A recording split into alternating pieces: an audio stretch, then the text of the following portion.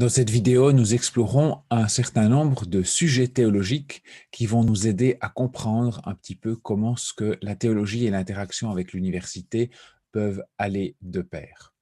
Ça a vraiment été utile pour moi et pour beaucoup d'autres de comprendre l'histoire biblique à travers cette espèce de grande fresque comme ça, de la création, de la chute, de la rédemption et de la restauration. La création d'abord.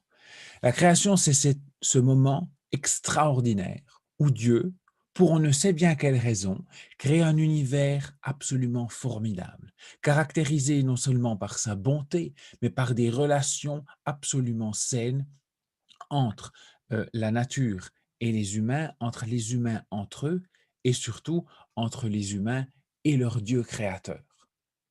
Cette création est bonne. Et il est important de se souvenir que la création est la première étape de cette histoire et que ce qui est très intéressant pour nous, c'est que le travail en fait déjà partie.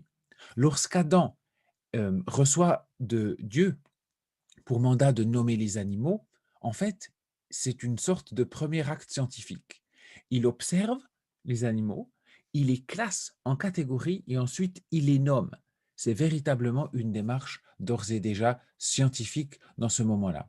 Ce qui est intéressant, c'est que le travail intervient là avant même l'étape suivante. Le travail fait partie de la bonne création de Dieu, ce qu'on appelle le mandat culturel. Nous sommes appelés à faire fructifier la terre, à faire acte de jardinage, si on veut bien, en prendre soin de manière respectueuse, évidemment. Malheureusement, on sait qu'arrive ensuite cette chute, une terrible disruption entre Dieu et les humains, entre les humains et les autres humains, puisque la relation entre Adam et Ève est brisée d'une certaine façon, et puis entre les humains et leur environnement. Il y a cette malédiction qui intervient après la chute. Pourquoi? Parce que les hommes ont voulu être indépendants de Dieu. Ils ont voulu décider eux-mêmes ce qui était juste et ce qui ne l'était pas. Ils avaient peut-être peur de manquer de quelque chose de bien, alors que la création nous avait été décrite comme étant absolument bonne. Et cette disruption qu'est la chute est quelque chose d'absolument catastrophique dont on ne saurait sous-estimer les effets. Simplement, ce qu'il faut se rappeler aussi, c'est que Dieu ne les tue pas sur le champ.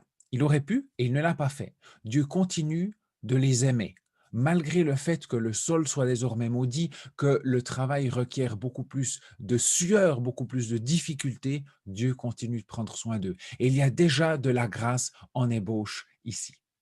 La troisième étape, c'est la rédemption. Cette rédemption accordée par Dieu en Jésus-Christ. Jésus-Christ vient sur terre, s'incarne, vit notre vie humaine, évidemment de la manière parfaite dont on n'aurait jamais été capable. Cette rédemption, c'est l'irruption de Dieu dans l'histoire. On n'aurait pas pu se sauver nous-mêmes. Quand les hommes essaient de se sauver eux-mêmes, ça donne rarement quelque chose de très convaincant. Christ prend sur lui la condamnation, la malédiction du péché, il offre cette réconciliation possible entre les humains et Dieu. Et ça vaut la peine de ne pas l'oublier, de ne pas oublier que le centre de notre foi, c'est un Dieu bon et créateur, mais qui intervient dans cette histoire pour nous sauver de la misère dans laquelle on s'était mis nous-mêmes, en fait. Cette rédemption en Jésus-Christ, elle inaugure aussi l'étape suivante, parce qu'elle signifie la victoire de Christ sur les puissances du mal, ces puissances du mal qui sont tellement à l'œuvre dans l'ensemble de la création. Elle inaugure la restauration. Cette restauration, c'est la phase que nous attendons encore. C'est cette phase où enfin nous pourrons retrouver avec Dieu la communion que nous n'étions jamais censés avoir perdue et que Dieu nous permet, dans sa grâce, de retrouver. Cette restauration, ce sera le moment où il n'y aura plus ni douleur, ni cri, ni larmes, ni peine, ni souffrance, ni injustice. Le moment où enfin nous vivrons comme nous étions pleinement appelés à vivre. Cette restauration inaugurée par le sacrifice de Christ, par ces phrases tellement fortes que Jésus prononce, aujourd'hui, cette réalité est déjà venue parmi vous. Par exemple, C'est ce à quoi nous aspirons et c'est ce à quoi nous nous réjouissons. C'est aussi quelque chose à quoi, je pense, tous les êtres humains, dans leur fort intérieur, aspirent. Alors, qu'est-ce que cela peut vouloir dire pour l'interaction avec l'université? Eh bien, on va s'y arrêter, mais avant cela, il faut encore prendre un peu de temps sur les éléments bibliques de ces 4 étapes. La première, c'est la création. Dieu considéra tout ce qu'il avait créé et trouva cela très bon. Il eut un soir puis un matin, ce fut le 6e jour. Ainsi furent achevés le ciel et la terre avec toute l'armée de ce qu'ils contiennent. Au 7e jour, Dieu avait achevé tout ce qu'il avait créé. Alors il se reposa en ce jour-là de toutes les œuvres qu'il avait accomplies. C'est une fresque extraordinaire qui représente à la fois la diversité de la création, mais aussi la bonté de Dieu qui crée tout cela. Ça vaut vraiment, vraiment la peine de ne jamais oublier ces dimensions très, très importantes de la création de Dieu. Dieu est le Dieu créateur et ensuite aussi le Dieu rédempteur, bien évidemment. Cette création est dite bonne. Notons qu'elle n'est pas dite parfaite, elle n'est pas complètement accomplie, parce qu'il y a énormément de potentialités dans la création que Dieu n'a pas encore mises à leur plein potentiel. Pourquoi? Parce qu'il a laissé aux humains, le privilège de faire fructifier cette terre qu'il leur a donnée en héritage. Malheureusement arrive la chute. La femme vit que le fruit de l'arbre était bon à manger, agréable aux yeux et qu'il était précieux pour ouvrir l'intelligence. Elle prit donc de son fruit et en mangea. Elle en donna aussi à son mari qui était avec elle et il en mangea. On ne peut pas sous-estimer l'impact de cet épisode. C'est l'épisode du moment où l'espèce humaine refuse la souveraineté de Dieu sur sa vie. Et j'imagine que vous avez déjà commencé à faire des liens avec la question de l'université.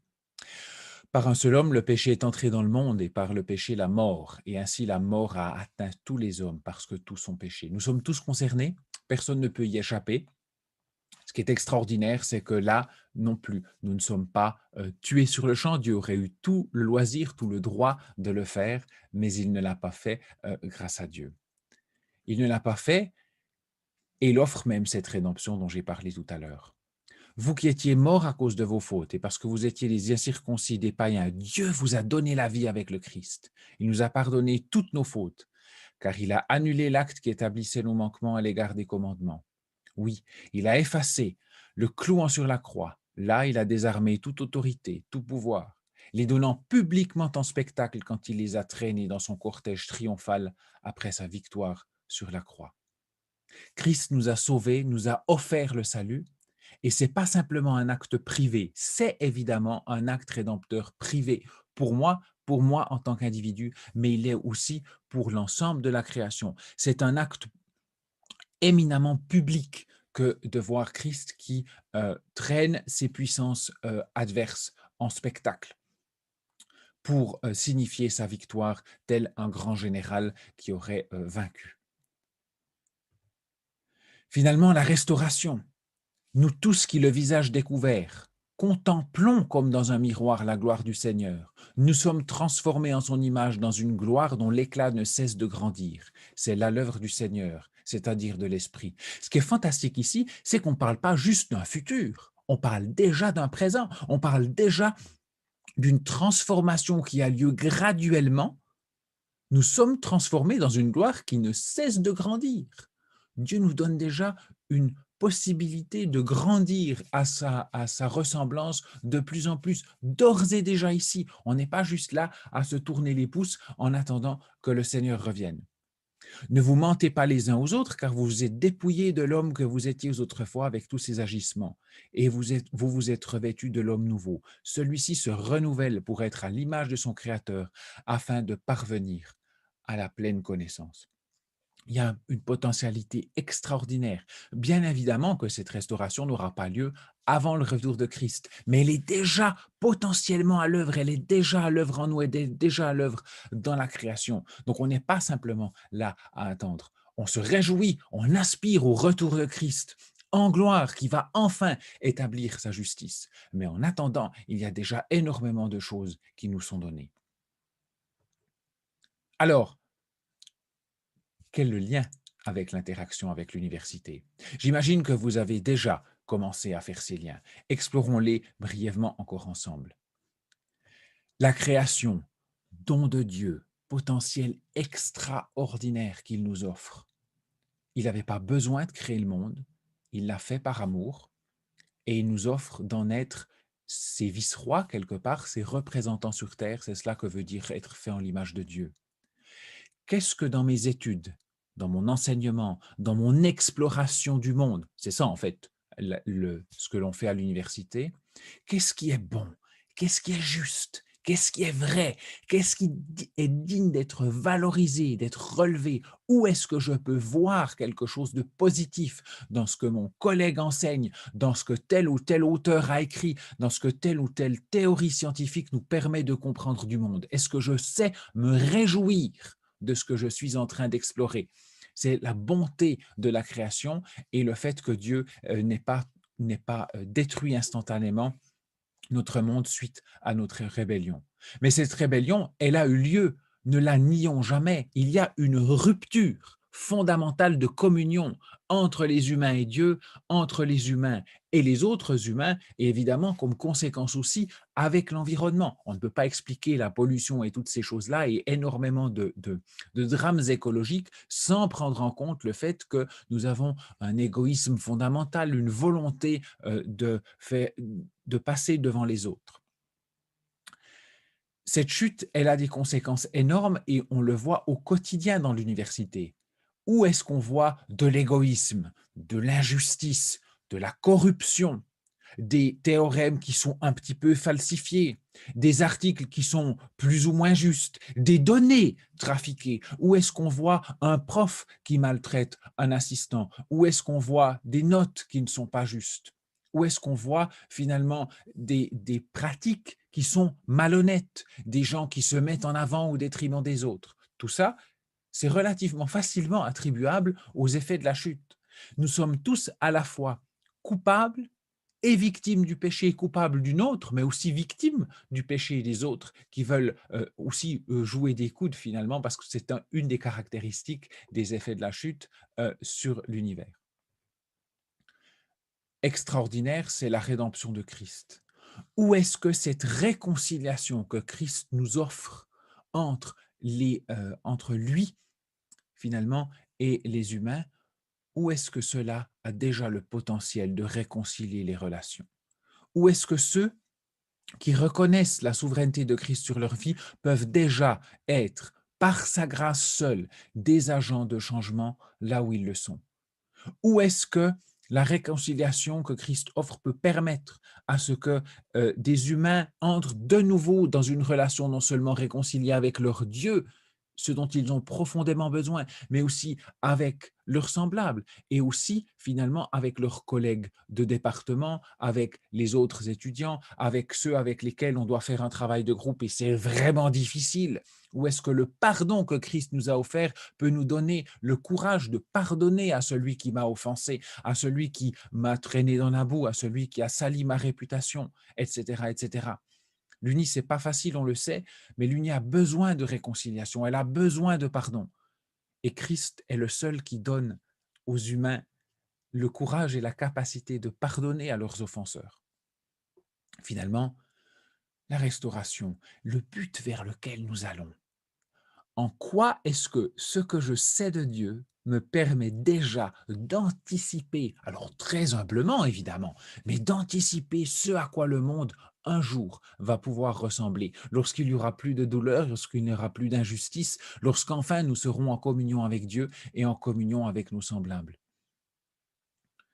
Nous aspirons tous à faire des progrès. Le progrès, c'est même très fortement imbriqué dans la notion même d'université, aller vers plus loin. Est-ce que les projets que j'étudie, est-ce que les recherches dans lesquelles je m'implique, est-ce que les exposés, les travaux, les sujets que j'explore, est-ce que je suis conscient du fait qu'il y a quelque part quelque chose d'une anticipation possible, d'une vision plus large, plus globale? Est-ce que je m'implique là-dedans, dans quelque chose qui participe de ce à quoi ça va ressembler un jour? Quelque chose de vrai, de juste, de bon, de glorieux. Ou alors est-ce que je m'engage dans des projets qui sont finalement juste pour faire avancer la cause de tel ou tel mania, de la presse, de l'immobilier, de quelque chose? Est-ce que mon projet d'ingénierie s'inscrit dans la réconciliation, dans l'amélioration de toutes et tous? Ou est-ce que alors ça permet par exemple de continuer à séparer les pauvres des riches? Est-ce que je sers la cause de ceux qui comptent aux yeux de Dieu? Tous comptent aux yeux de Dieu, mais est-ce que je suis un facteur de justice, de vérité, de réconciliation? D'ores et déjà, je ne suis pas Dieu. Je n'ai pas de potentiel messianique, mais Dieu, dans sa grâce, nous appelle ses collaborateurs, nous donne la capacité de pouvoir nous inscrire dans cette dynamique positive. Nous ne ferons pas les cieux sur terre. La réconciliation, la nouvelle Jérusalem, cette restauration incroyable, elle descend d'en haut. C'est un don de Dieu. Je ne suis pas en train de créer le ciel sur terre. Par contre, est-ce que dans les travaux que nous faisons à l'Uni, est-ce qu'on anticipe, est-ce qu'on s'inscrit dans cette dynamique extraordinaire de Dieu qui va restaurer la Nouvelle Jérusalem, dont vous lisez les descriptions extraordinaires à la fin de l'Apocalypse? C'est une ville extraordinaire de vie, d'activité, etc. Et Dieu est en train de la préparer pour nous. Euh, Exactement comment tout ça va se passer, on n'en sait pas grand-chose, mais c'est une vision glorieuse. Ce n'est pas une vision simplement qui consiste à jouer de l'harpe sur un nuage et à s'ennuyer pour l'éternité. Il y a un potentiel extraordinaire. Est-ce qu'on sait se faire encourager? Être humble, bien évidemment, parce que nous ne sommes pas Dieu, mais être encouragé et être humblement ambitieux, comme on pourrait le dire. J'espère que ces quelques explorations théologiques, qui sont très introductives évidemment, vous auront donné envie d'en creuser davantage, de comprendre encore davantage à quel point le message que Dieu nous offre à travers toute la Bible est un message extraordinairement motivant pour voir, pour analyser, pour voir l'université d'une manière sagement critique, pleine de discernement, mais à la fois quelque chose d'extraordinairement motivant. Alors, bonne route et bon courage à vous.